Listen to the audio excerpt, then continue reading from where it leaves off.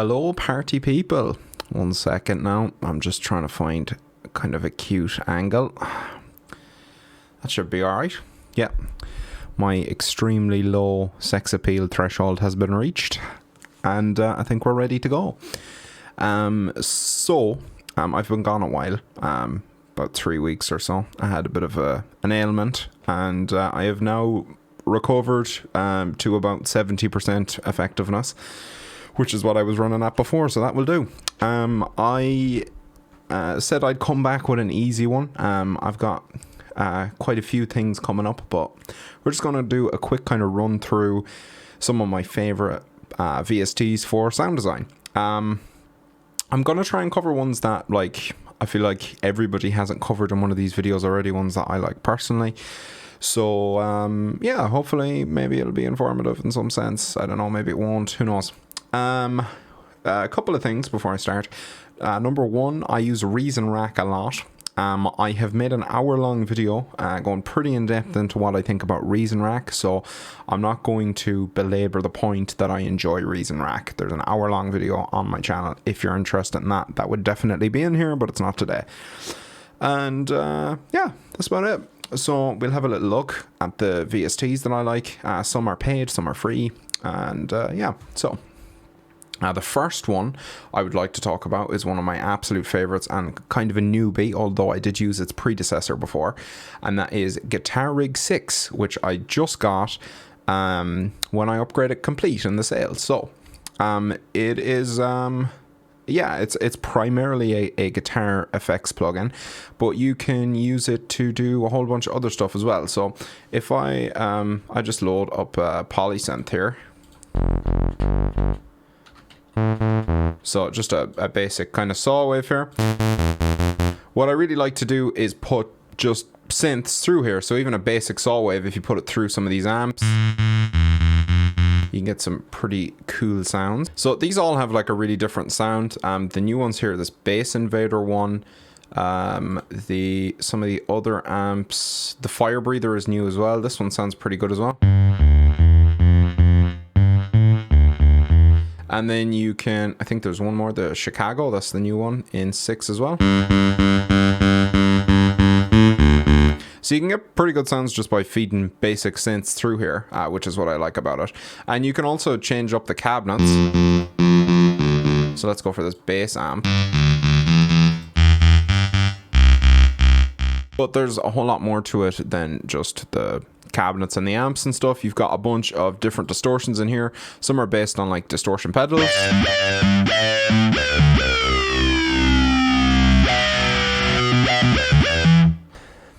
And then others are Native Instruments own sort of distortion plugins and stuff from Complete that you can use. And they've added a bunch of new stuff in 6 as well. They've added like some new compressors like this Supercharger GT, which comes separately as a plugin. But it's like a really distorted sort of character compressor that you can use to squash the shit out of stuff. And they've also added some stuff in this reverb area. So we've got ROM, which is a separate kind of reverb with a few different algorithms in here.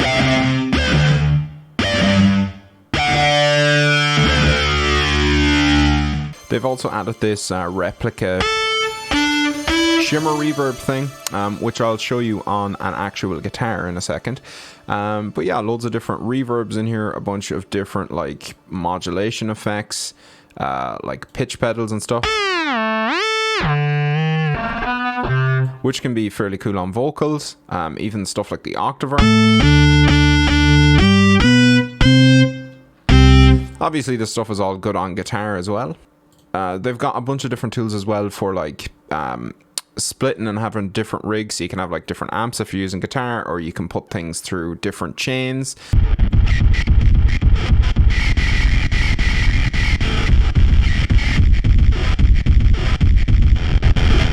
You know, you got choruses and flangers and stuff in here as well, which all sound great. It even has its own system with LFOs and stuff that you can route everywhere really easily. and envelopes and pretty much whatever you'd want in here, which is great for guitar, but it's also great for just synths and stuff. So I'm going to play a couple of examples of what this sounds like on a guitar now, so you can get an idea of how it sounds as a guitar processor.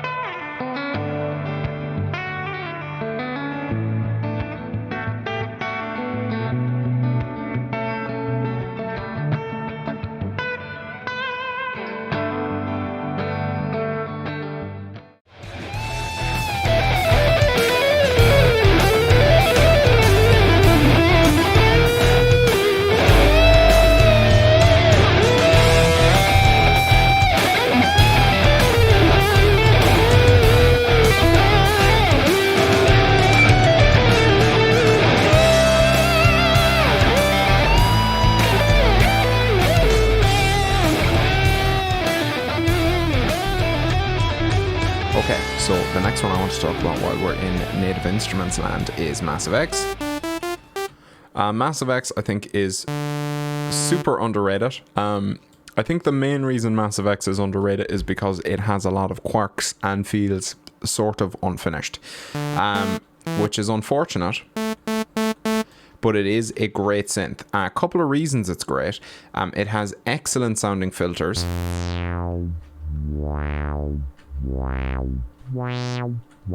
And it's got a bunch of unique kind of filters as well, like these driven sort of non-linear ones. And there's a few different kinds of these. It's also got the filters from Monarch, which are like really great sounding ladder filters type things. I think really it has some of the best soundings for filters in any synth, honestly.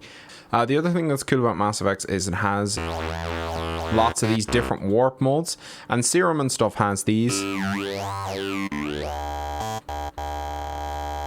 But there's just a lot of...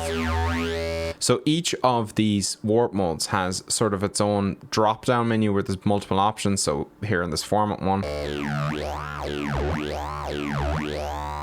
we've got, you know, neutral, and then we've got up and down, which sounds completely different, and then we got 4 back. And pretty much all of them have this level of options. So there's this gorilla one,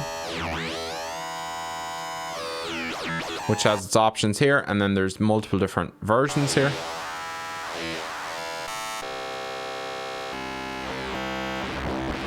Which all sound completely different, and then there's even further options here.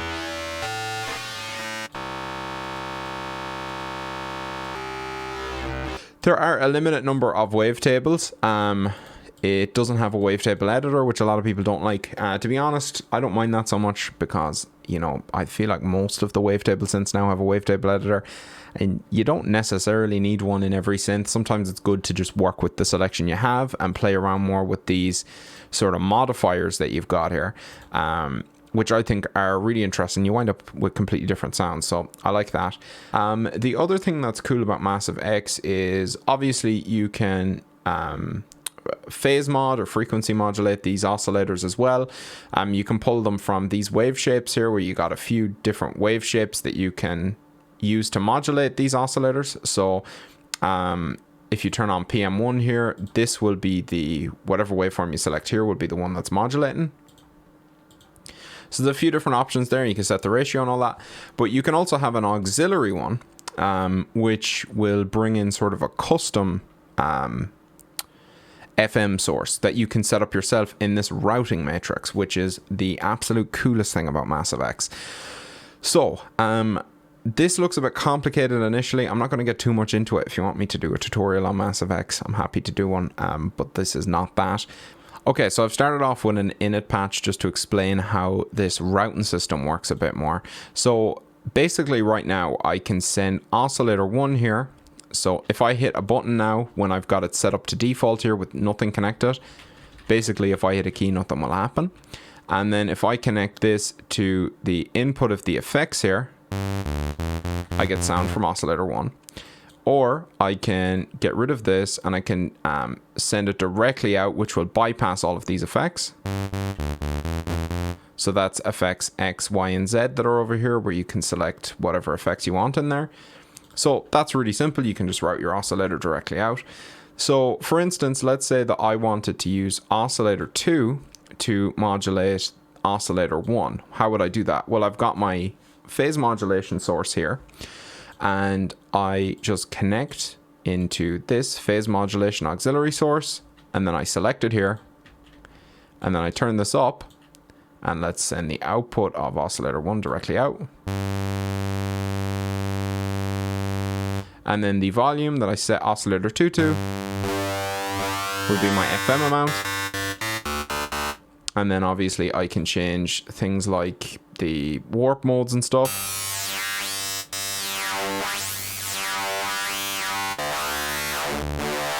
And I can even use my noise sources. I could bring my noise source in here as well, and that could be going into the phase mod. And maybe I even want to take, say, our filter. So our filter is F here. And then we could say put it through one of these weird filters like this. Let's go through this creak filter. Let's turn down the resonance a bit.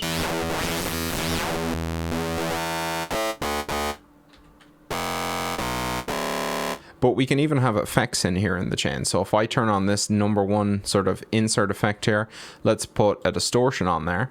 And let's feed the filter into the distortion before it FMs oscillator 1. So now the filter can go into the distortion, and then the distortion can go into this auxiliary here, which is now modulating oscillator 1. Let's set oscillator 1 also to a more simple wave, like a sine. So now my filter and my drive amount, or my drive type here,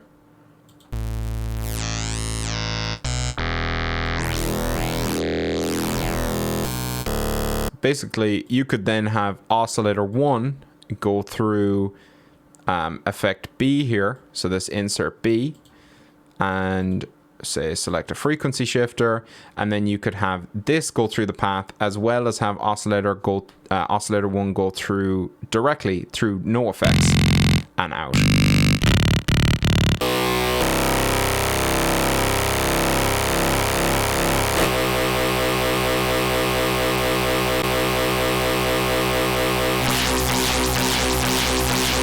So yeah, that's one of the coolest things about Massive X, is the ability to route stuff pretty much wherever you want to route it. So yeah, definitely one that I think is overlooked, primarily because the preset browser is completely unfinished and not good. And some of the visual stuff, initially when it came out, you couldn't even see a visual representation of the envelope at all. Also another thing is, it would be nice to see the effect that these sort of phase warping, or whatever you would call these algorithms, it'd be nice to see the effect they have on the waveform here, but that doesn't render either. So there's a few things that feel very much unfinished, but a lot of stuff in this is really great, particularly the reverb. It sounds excellent. Like, there's a whole bunch of these different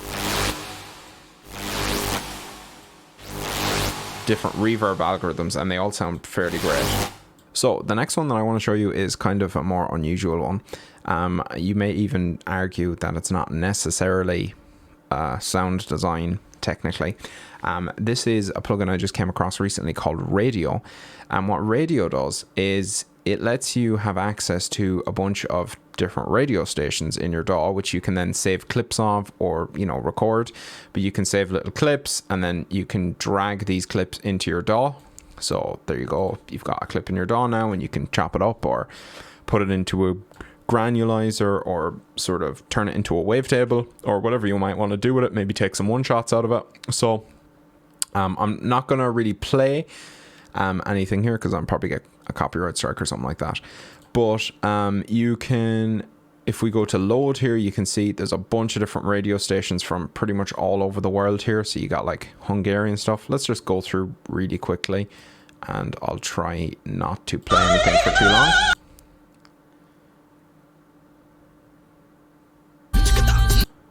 So you can see when you move through, You're going to get all different types of music. You can even, so like what's cool about this is it's, you know, even there's like some Irish stuff in here. There's like a bunch of things that don't even have categories. So like you can find lots of jazz, lots of like dance music. You can find there's even some radio stations in here that are just drumming or just saxophone and stuff like that, and they just play music all the time. So it can be good for picking up samples. Obviously the legality of that is up to you, but yeah, it's good for picking up samples, but it's also good for just flicking through and maybe getting ideas from different time signatures and stuff like that, or different sort of rhythmic approaches, or maybe even like a melodic idea. So yeah, definitely invaluable. I think it's particularly cool for just taking random stuff out and granulating it, or taking random little chops of things up and then chopping them together in a weird sense. So you can sort of stop this at any time, and then whatever you've played here, you can select it, and then you can save this as a clip, and then it will basically save to your clips over here, and then you can drag this into your DAW, and let's just solo this. So now I've got like something that I got there, and I can chop it up or whatever. So it's pretty cool. It's pretty cheap. I think it regularly goes on sale in Plugin Boutique for like €10 or something like that, so it's well worth it. Anyway, that was just a quick one that I wanted to throw in here because I'm not sure if everybody knows about that plugin. So in second place, we have Joint 2. So it's technically 6 VSTs, but I wanted to lump these two together because I really couldn't pick a better one between them, and that's Surge and Vital. So let's just have a look at both of these. So first we'll have a look at Surge here.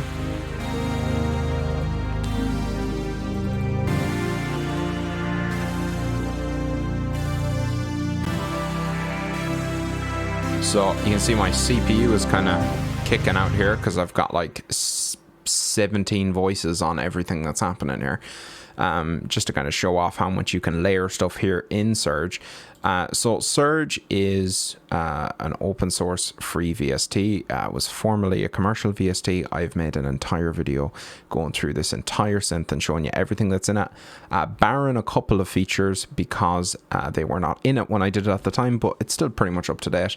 There's just a couple more oscillator modes and stuff like that. Surge is absolutely excellent. They've added a bunch of different stuff. So you've got like regular waveforms here, like sawtooth and square wave and all that kind of stuff. Then you've got these different FM algorithms where you can bring together different sine waves and make your own FM stuff.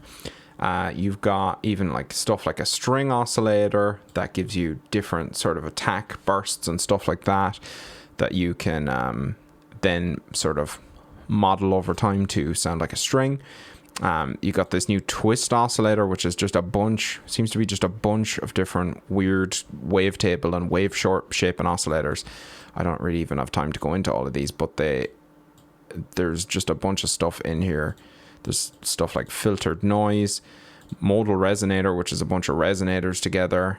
There's 2-operator FM. There's a wave shaper, which just lets you basically shape a sine wave with a bunch of different sort of wave shapes and distortions. There's phase distortion, formant. There's different types of wavetables that you can go through on different axes. There's a bunch of different oscillator types in here.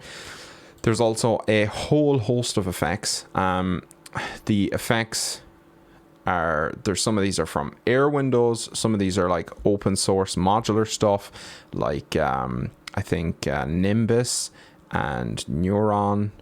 I don't know if there's anything else. There's a bunch of different stuff they've added. I haven't had a chat.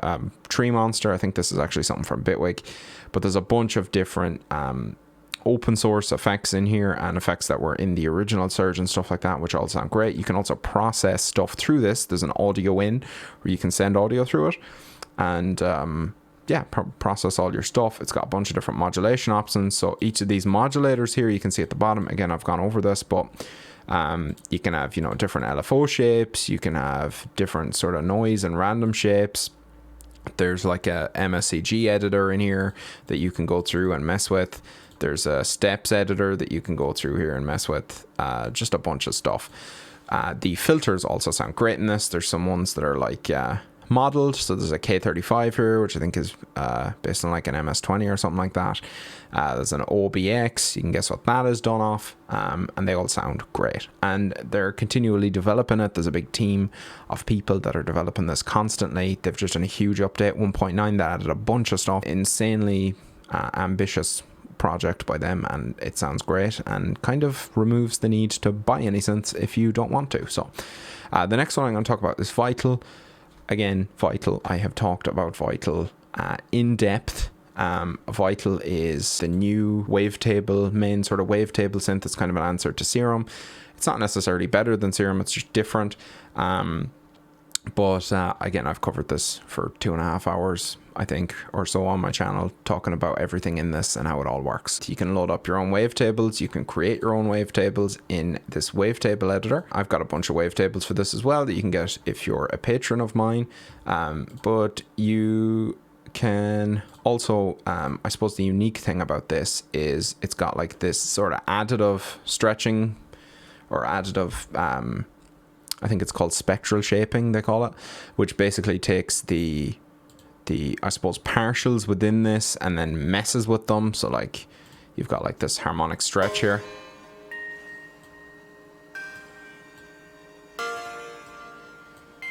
And then there's other ones here, smear. Let's use a bunch of them on different stuff. There's vocode.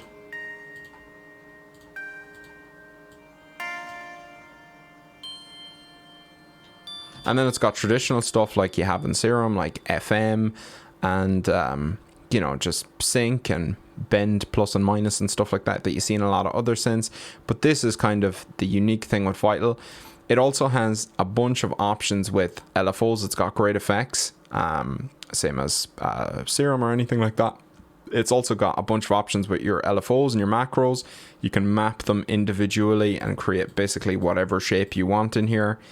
So you can map your macro to, say, you know, volume and have it follow this path, and then have, you know, the same macro map to something else and it follows a completely different path. So a lot of modulation options. I've got a lot of presets for this as well. Just to give you a idea of how it sounds, I'll try and go with stuff that's not.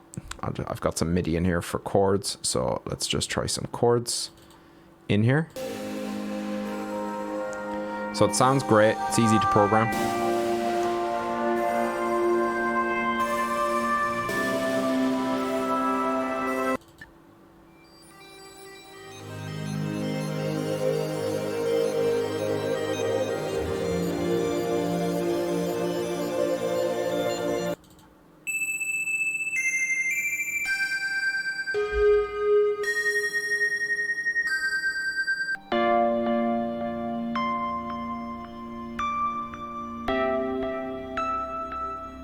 And finally, number one for me here is Rapid. So Rapid is my absolute favorite synth, and probably one of my favorite effects processors as well. So Rapid is sort of a basic subtractive synth. So you've got a bunch of wavetables in here that you can load up. So yeah, that's really nothing new. You can also do basic editing to these, so you can like increase the bass, decrease the treble, increase the treble, whatever you want to do. You've got some like effects that you can apply to the basically the oscillator itself, so you can like distort the oscillator itself, or you can have hard sync. You could have things like organic drift to make it sound more analog.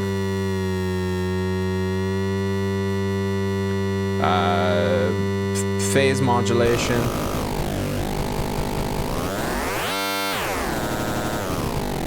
You get 3 of these oscillators in each layer, and there's 8 layers, so you get a ridiculous amount of oscillators.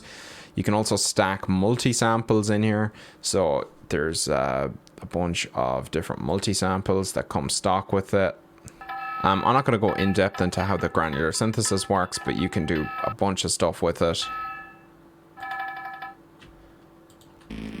There's a bunch of options for changing the grain shape and length and stuff like that, and you can pretty much modulate it with whatever you want.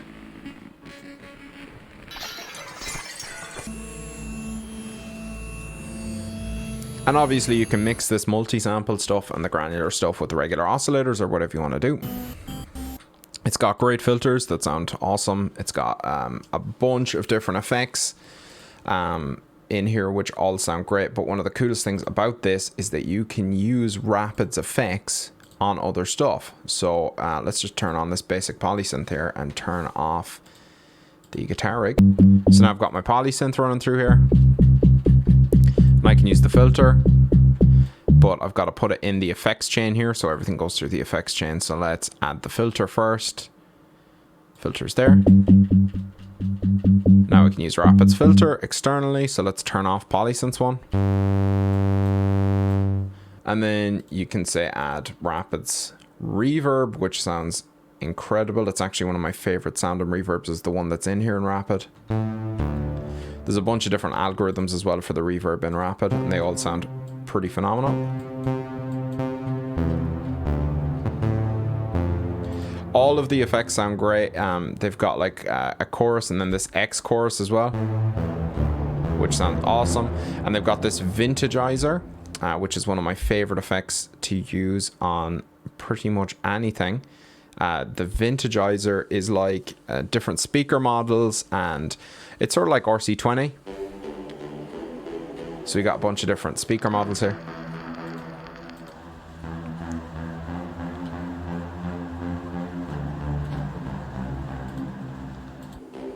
And let's actually put some drums through this instead of a synth. So now I've got this drum loop going through Rapid, and I'll show you a bunch of these vintagizer presets.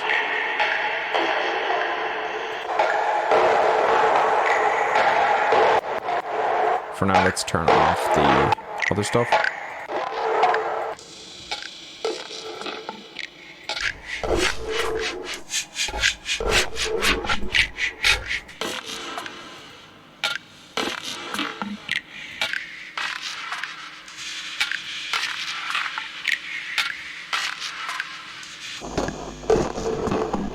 And it's even got this like glitcher thing. What this glitcher does is basically it will take input from one of the sequencers here, which you can select. So it's pulling from source A here at the moment, and it will basically glitch up the audio you're putting through it. So let's get one of these presets here, which is one of the great things about Rapid, is all the stuff has a bunch of presets. So let's just get one of these basic glitch ones, and let's have a listen to that.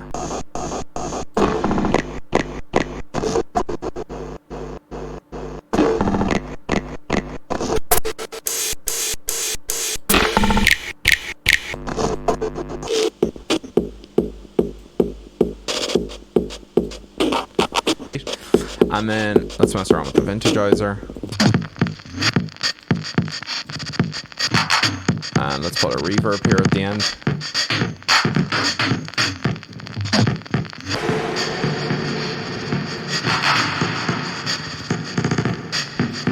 And let's also put there's like a nice multi-band saturator distortion thing in here with a bunch of bands. Let's just set these to different distortion types.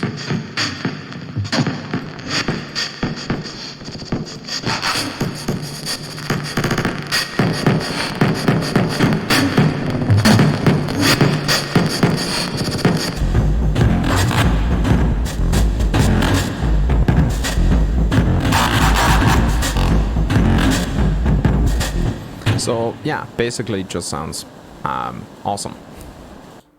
So you can use it to process pretty much anything, even just using it as a basic effect, like say just using the chorus or just using the distortion or just using the reverb. They all sound great. And the synth itself is class as well. So that's pretty much why Rapid is one of my favorite tools as far as sound design and stuff like that goes. So that was just a sort of simple video to tell you about some of my favorite VSTs for sound design. Hopefully you enjoyed it. Let me know what some of your favorites are, because that's important too to know. And a big thank you to all of my patrons and YouTube channel members who will be coming up on screen now. Thank you so much for sticking with me, even though this month has been kind of not very productive because I've been sick, but there'll be some Patreon perks going up soon, and hopefully the rest of the month will also be full with videos of the Bitwig and sound design variety. So excellent stuff. Thanks for watching.